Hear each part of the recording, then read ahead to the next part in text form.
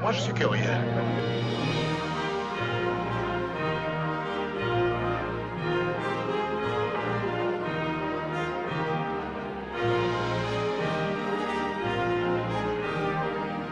Bouba, n'aie pas peur, je les passerai tous à l'étage supérieur. Bon.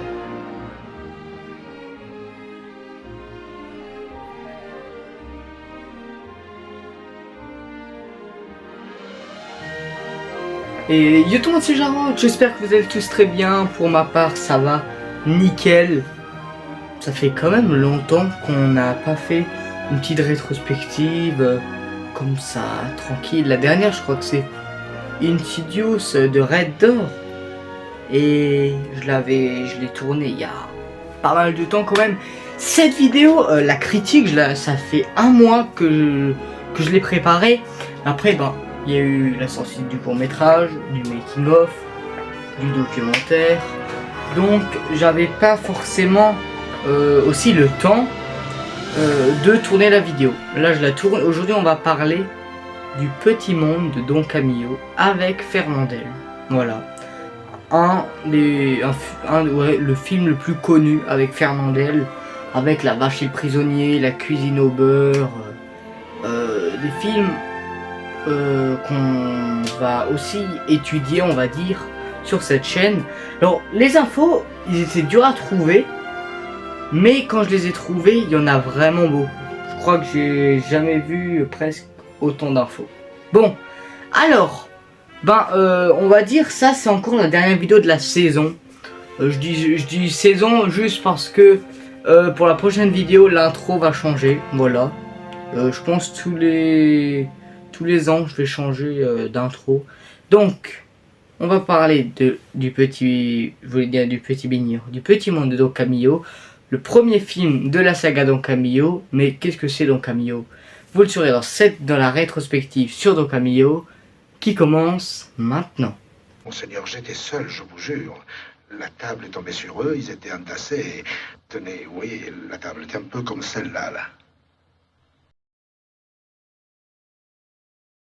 Franchement, on n'est pas bien là avec le coffret et le DVD du film. Alors, Don Camillo fait partie des personnages qui entrent, on va dire, par la grande porte dans l'imaginaire collectif et qui n'en sortent plus.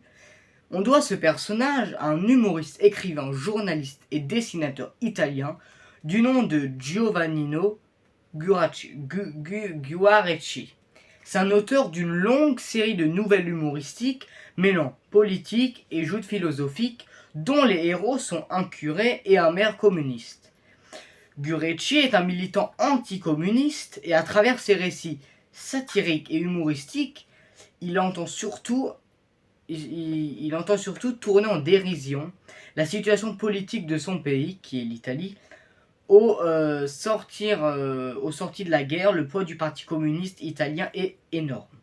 Une première nouvelle de Don Camillo sort en 1948 et c'est directement un succès. Et donc Guarecci écrit vite. Et son curé fait rigoler dans toutes les familles italiennes. Alors, 3 recueils de nouvelles sont rapidement édités et les simples personnages du terroir italien, sortis du cœur de l'auteur, se mettent à acquérir une dimension universelle. Les démêlés de Don Camillo et Pepone sont traduits dans plusieurs langues et évidemment, ils sont intéressants pour le cinéma. Il semble que les Américains sont les premiers à prendre une opinion sur le film. Mais finalement, c'est un projet franco-italien qui se précise. Peu après la sortie du livre en France, les Italiens Angelo Risoli et Giuseppe Amato, qui s'associeront au Français Robert Chabert, le proposent au réalisateur Julien Duvivier. Le cinéaste lit le livre et accepte immédiatement, il adore. Voilà. En faisant remarquer toutefois qu'il faut trouver une cohérence à l'ensemble. Il propose d'associer au projet l'écrivain et dialoguiste René Barjavel. Barjavel est l'homme idéal. Pourquoi? Parce qu'il possède une écriture poétique à laquelle il n'hésite pas à mêler ses propres interrogations oniriques et philosophiques. Comme l'écrivain qui a fait les nouvelles de Don Camillo. C'est un excellent dialoguiste et il va même améliorer des propos de Peppone et de Don Camillo qui feront tout le succès du film. L'écrivain et le réalisateur travaillent ensemble à l'adaptation, le scénario se crée en quelques mois, les financements sont prêts. Il reste à trouver le plus important pour un film, presque, les acteurs. Guarecci, l'écrivain, aimerait beaucoup interpréter lui-même le personnage de Peppone. Mais bon, acteur, c'est quand même un métier. Et les essais dirigés par Duvivier, le convainc rapidement de renoncer à la comédie parce qu'il était pas bon. Le rôle de Peppone est à repouvoir, tout comme celui de Don Camillo. Pour le rôle du prêtre musclé, on songe à Pierre Brasseur ou Jean Gabin, que Duvivier aime beaucoup.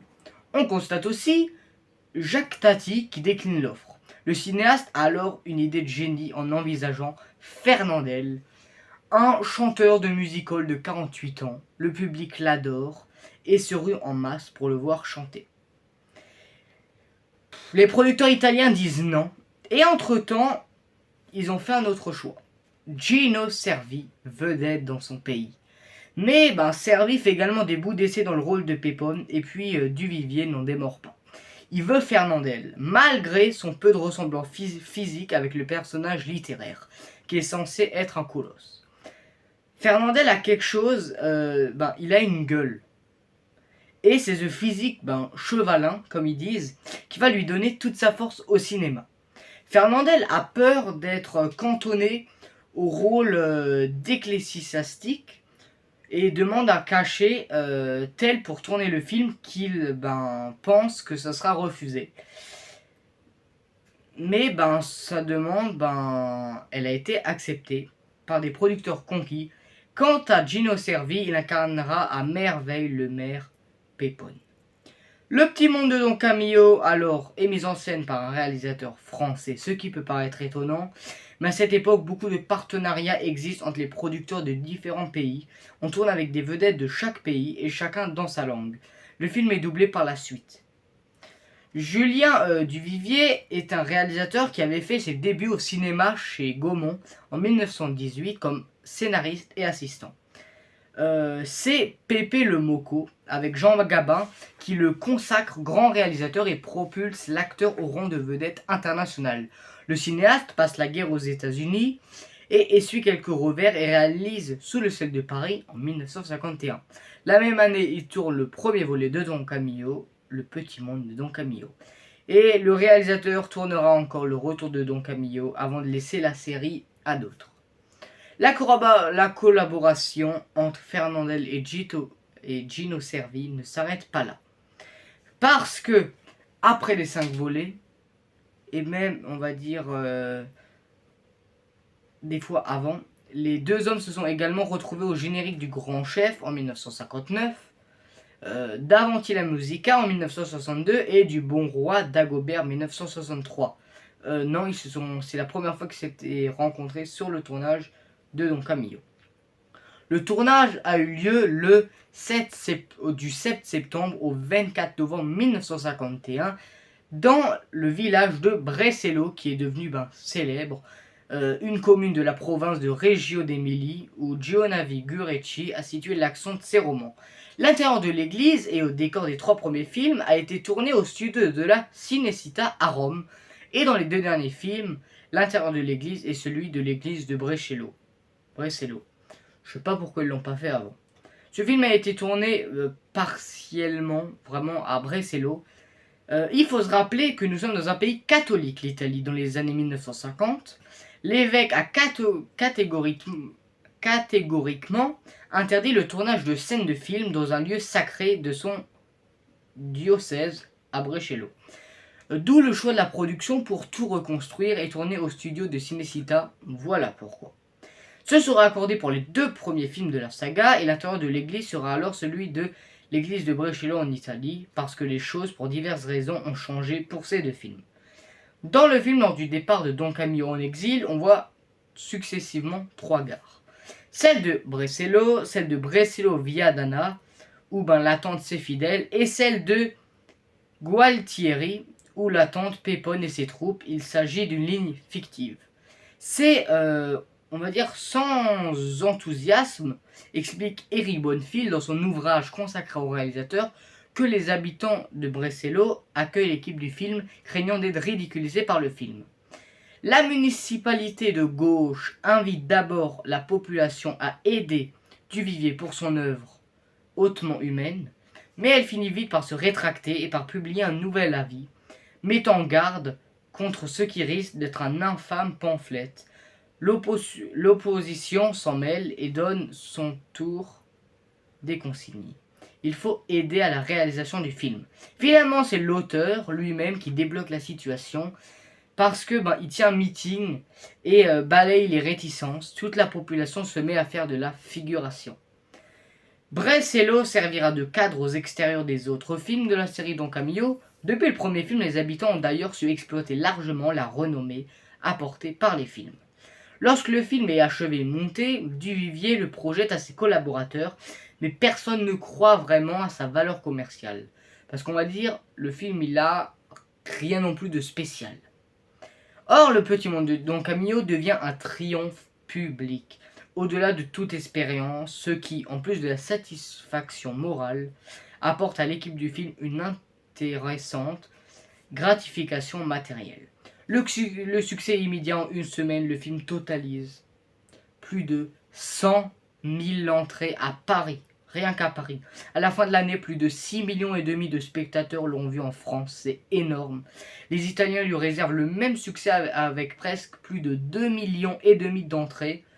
Et dire qu'en France, il a fait plus de vues, alors que c'est, on va dire, plus un film italien, on va dire, vu que ça se passe là-bas, l'auteur est italien. Les récompenses ne se font pas attendre. En août 52, les exploitants italiens attribuent au producteur Angelo Risoli l'écran d'argent, qui récompense le film, cumulant les meilleures qualités artistiques et commerciales. En novembre, Fernandel reçoit à Rome le ruban d'argent pour le meilleur rôle étranger tenu dans un film italien. Le succès se poursuit dans les autres pays. Fernandel lui a trouvé un rôle qui lui collera la peau. Il sera donc Don Camillo dans 4 autres films. Il dit même, cette soutane a décuplé ma célébrité. Je ne pouvais plus mettre le nez dehors sans être aussi reconnu et entouré. Même les bonnes sœurs me pourchassaient pour me demander des autographes. Il dit même, dans une interview, c'est le rôle de sa vie. Et je suis très content que ce soit le rôle de sa vie, et je vous explique pourquoi dans ma partie critique. Alors je me rappelle plus vraiment, mais je pense que c'est un des premiers films en noir et blanc que j'ai regardé assez tard, je pense que j'avais 10 ans. Alors comment je me suis mis à voir Le Petit Monde de Don Camillo. J'étais chez des gens que je connaissais et ils m'ont offert un DVD. Ce DVD, c'était un DVD collection Fernandel, la grande bagarre de Don Camillo, qui est le 3e volet. Donc je me suis intéressé à la série, mais je pouvais pas tout de suite voir le 3. Donc j'ai commandé le film 1 et 2 sur Amazon. Je les ai regardés et franchement j'ai bien aimé. Vu que j'avais que les 3 et que j'avais vu ce coffret, là aussi, en occasion, en plus je vous l'avais présenté, n'hésitez pas à voir la vidéo, je l'ai pris, comme ça j'avais tous les films. Et encore maintenant, j'ai pas vu tous les films, j'ai vu je crois que les 3 premiers. Mais alors, c'est quoi ma critique? Ça faisait longtemps que je l'avais pas vu. La voix de Jésus est une super idée, parce que dans le film, on voit donc Camillo, le curé, parler à Jésus. Et je pense que plein de gens dans la vraie vie se sont demandé mais pourquoi il parle, il lui répond pas. Et ce qui est marrant dans ce film, c'est que si, là il lui répond. Et là, on va dire, on comprend pourquoi il parle. J'ai reconnu que la musique au début est la lutte finale. Mais si, vous connaissez la lutte finale. Moi j'ai découvert grâce aux films municipaux. Si, la lutte finale c'est ça.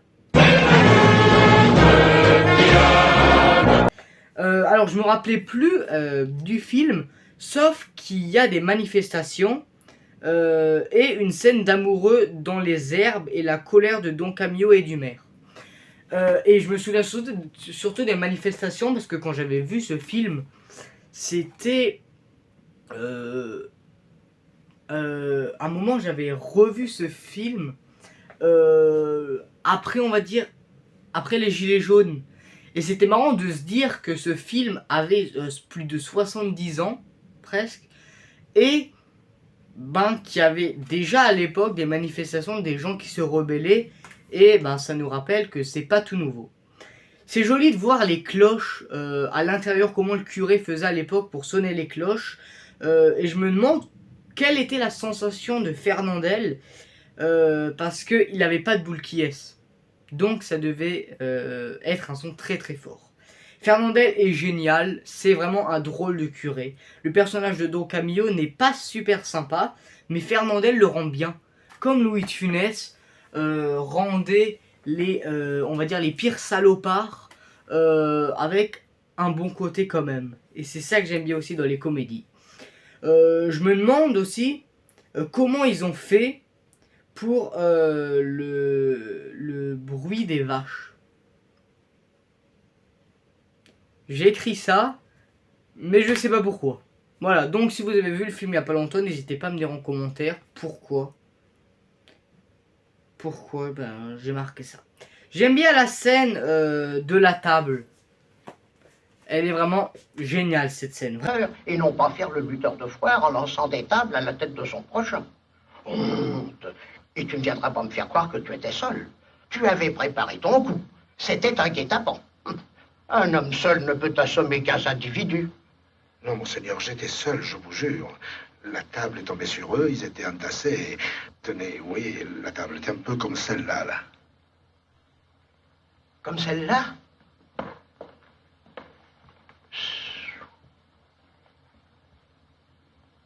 Soulève-la.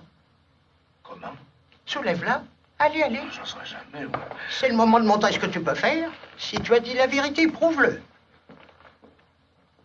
Allez, allez.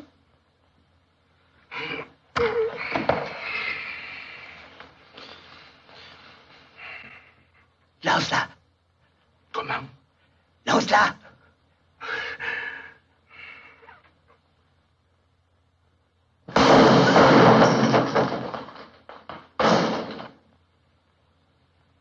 Hé hé.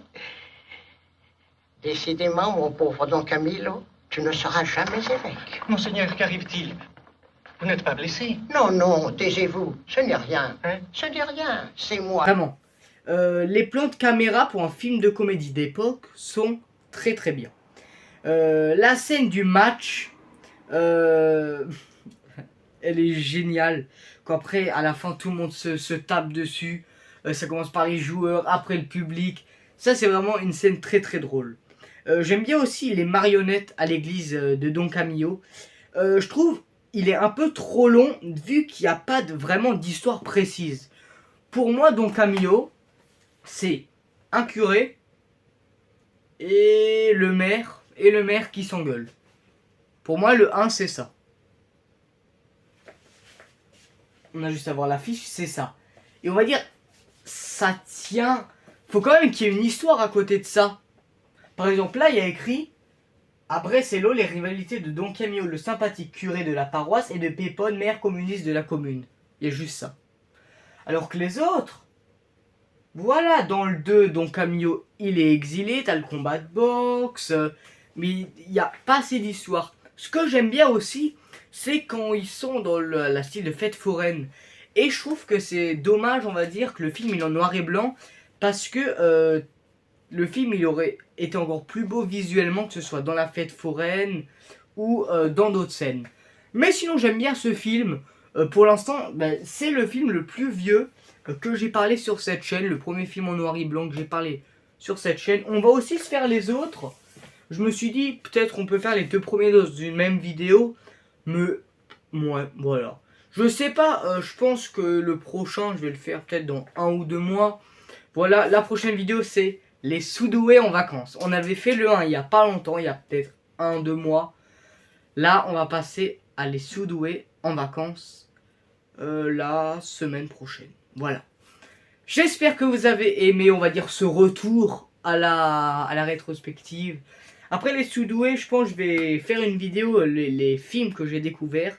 Parce que j'en ai découvert quand même pas mal. Et ça fait longtemps que je vais faire cette vidéo et je pense qu'il y en aura même plus que 10. Parce que j'en ai découvert même des très cultes. Par exemple, si je vous dis Stephen King, il y en aura un.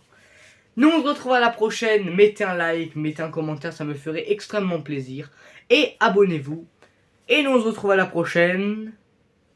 Bis.